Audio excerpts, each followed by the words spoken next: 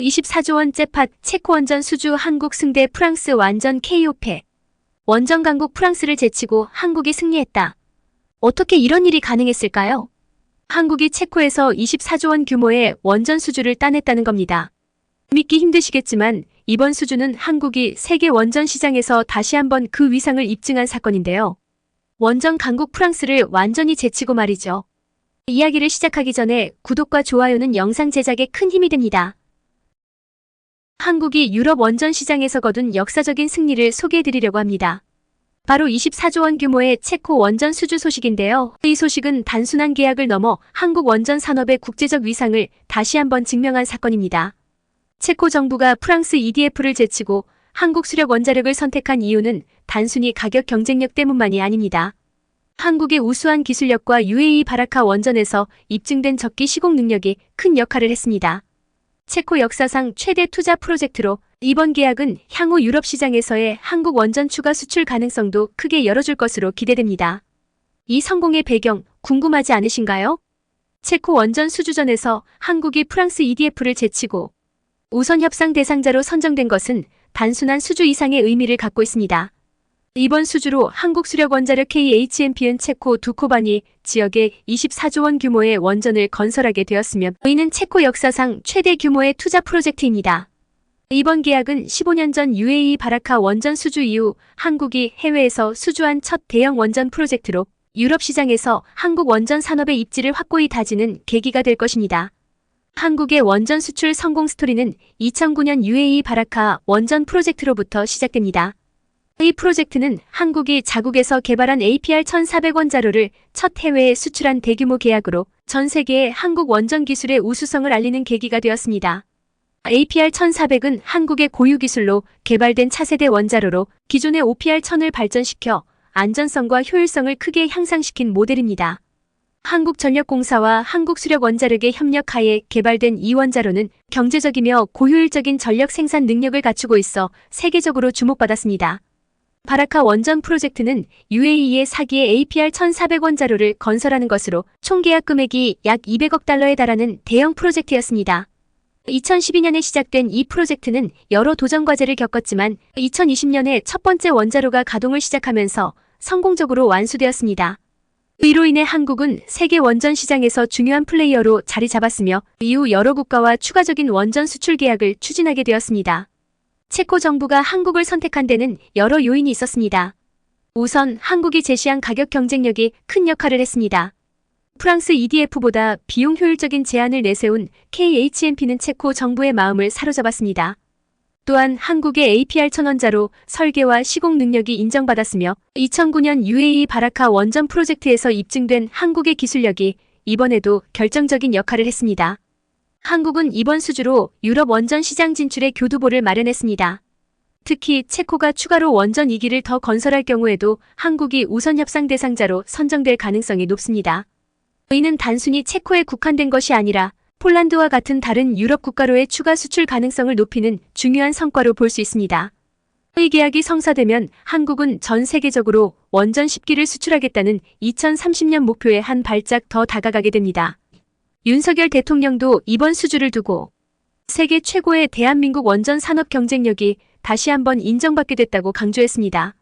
본 계약은 2025년 3월에 체결될 예정이며 이 계약이 체결되면 한국은 유럽에서 원전을 수출한 최초의 아시아 국가로 기록될 것입니다. 프랑스가 체코 원전 수주에서 한국에 패배한 이유는 여러 가지가 있습니다. 주요 원인은 비용 효율성과 프로젝트 이행 능력에서 한국이 프랑스를 앞섰기 때문입니다. 체코 정부는 한국 수력 원자력의 제한이 비용 면에서 매우 경쟁력 있고 프로젝트를 예정된 시간과 예산 안에 완수할 능력이 있다고 평가했습니다.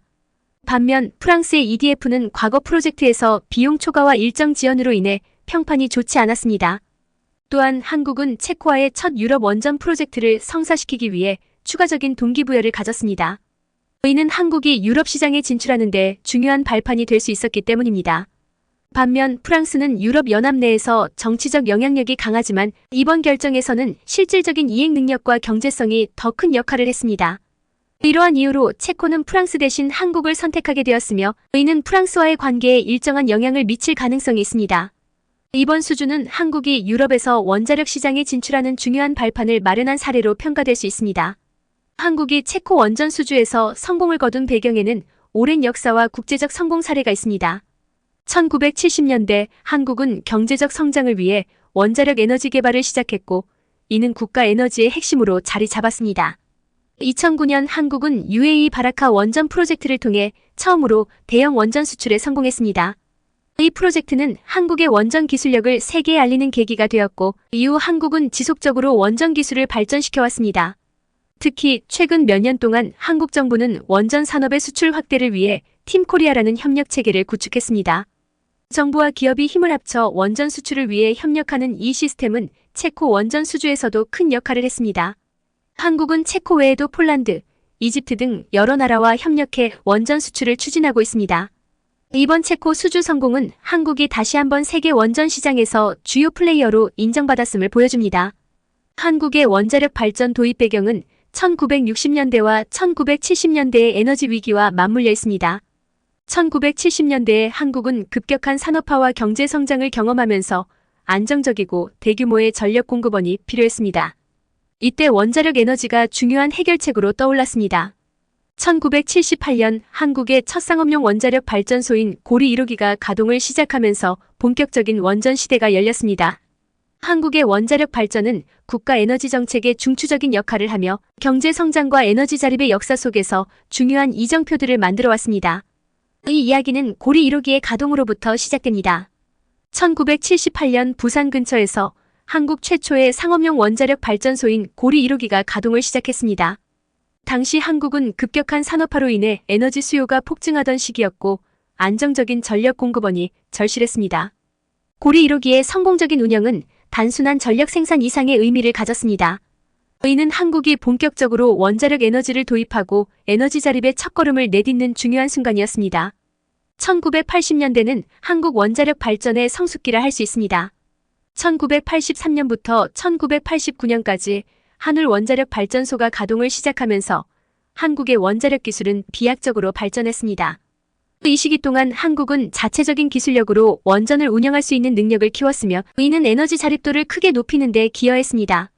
한울 원전은 단순히 전력을 공급하는 역할을 넘어 한국이 원자력 강국으로 도약하는 데 중요한 발판이 되었습니다. 2000년대 초반 한국은 자체 기술로 APR-1400이라는 차세대 원자로 모델을 개발했습니다. 이 원자로는 2009년 UAE와 체결한 바라카 원전 수출 계약에서 사용되며 한국 원전 수출 역사의 첫 장을 열었습니다. APR-1400의 성공적인 수출은 한국이 단순히 원전 기술을 보유한 국가를 넘어 세계 시장에서 경쟁력을 갖춘 원전 수출국으로 자리매김하는 데 중요한 계기가 되었습니다. 오늘날 한국은 24기의 상업용 원자력 발전소를 운영하며 전체 전력의 약 30%를 원자력에서 공급받고 있습니다. 이는 한국이 안정적인 전력 공급을 통해 경제 발전을 지속할 수 있는 중요한 기반을 제공합니다. 또한 한국은 소형 모듈 원자로와 같은 신기술을 개발하며 미래의 에너지 수요에 대비하고 있습니다. 이는 한국이 지속 가능한 에너지 미래를 구축하고 세계 원전 시장에서의 위치를 더욱 공고히 하는 데 중요한 역할을 할 것입니다. 미래에 대한 전망도 봤습니다. 한국은 2030년까지 10기의 원자로를 추가로 수출하겠다는 목표를 설정했으며 이를 위해 다양한 국가들과 협력을 강화하고 있습니다. 폴란드, 체코, 영국 등 여러 유럽 국가들이 한국의 원자로 기술에 큰 관심을 보이고 있으며 이는 한국이 글로벌 원전 시장에서 더 큰 역할을 하게 될 것을 시사합니다. 또한 한국은 원전 기술을 더욱 발전시키기 위해 국제적인 규제와 기준을 충족하는 데 중점을 두고 있습니다. 예를 들어 유럽 시장 진출을 위해 APR-1400의 기술적 요구사항을 수정하여 유럽 유틸리티 요구사항 인증을 획득함으로써 유럽뿐만 아니라 전 세계 여러 국가로 수출할 수 있는 가능성을 열었습니다. 이처럼 한국의 원자력 산업은 현재의 성과를 바탕으로 미래를 준비하며 지속적인 기술 혁신과 글로벌 시장 진출을 통해 세계 원전 시장에서의 리더십을 강화해 나갈 것입니다. 원자력 발전을 둘러싼 세계의 시각은 매우 다양하고 복잡합니다. 이를 이해하기 위해서는 각국이 처한 상황과 목표를 살펴보아야 합니다. 프랑스는 원자력 발전을 국가의 중요한 에너지 자원으로 삼고 있습니다. 프랑스는 석유 자원이 부족한 국가로 1970년대 오일 쇼크를 겪으며 에너지 독립의 필요성을 절실히 느꼈습니다. 이때 원자력 발전은 프랑스에게 안정적인 전력 공급원을 제공하는 동시에 탄소 배출을 줄이는 수단이 되었습니다. 오늘날 프랑스의 전력의 약 70%가 원자력에서 공급되며 이는 전 세계에서 가장 높은 수준입니다. 프랑스는 최근에도 새로운 원전을 건설하려는 계획을 세우며 원자력에 대한 신뢰와 지지를 이어가고 있습니다. 반면 독일은 원자력에 대한 시각이 전혀 다릅니다. 2011년 후쿠시마 원전 사고 이후 독일은 원자력 발전소의 위험성을 심각하게 인식하게 되었습니다. 독일 정부는 곧바로 원전 폐쇄 계획을 수립하고 재생에너지로의 전환을 추진하기 시작했습니다. 이 결정은 독일이 환경보호와 안전을 최우선으로 생각하는 나라임을 보여줍니다. 원자력 대신 태양광, 풍력 등의 재생에너지로 전환하려는 독일의 노력은 세계적인 관심을 받고 있습니다. 한편 일본은 후쿠시마 사고 이후 원자력 발전에 대한 시각이 매우 복잡해졌습니다. 일본은 원자력에 대한 의존도를 줄이려 하고 있지만 동시에 에너지 수급의 안정성 문제로 원전 재가동을 고민하고 있습니다. 이로 인해 일본 내에서는 원전의 재가동을 둘러싼 논란이 끊이지 않고 있습니다. 새롭게 원자력 발전을 도입하려는 국가들도 있습니다. 폴란드는 에너지 안보와 탄소 배출 감소를 목표로 원자력 발전 도입을 적극적으로 추진하고 있습니다. 미국과 한국의 기술을 도입해 2030년대 중반까지 원전을 가동할 계획입니다. 이는 폴란드가 기존의 석탄 의존도를 줄이고 에너지 독립을 강화하려는 전략의 일환입니다. 이와 유사하게 체코도 한국과 협력하여 원전 건설을 계획하고 있습니다. 이처럼 원자력 발전을 둘러싼 시각은 국가마다 상황마다 다릅니다. 원자력은 한편으로는 안정적이고 청정한 에너지원으로 여겨지지만 다른 한편으로는 안전성과 환경 문제로 인해 회의적인 시각을 받을 수 있습니다. 결국 원자력 발전에 대한 결정은 각국의 에너지 정책, 경제 상황, 그리고 환경적 고려가 복합적으로 작용한 결과입니다. 각국은 자신에게 맞는 길을 찾아가고 있으며 그 선택은 앞으로의 에너지 지형을 크게 바꿔놓을 것입니다. 오늘의 영상을 마치겠습니다.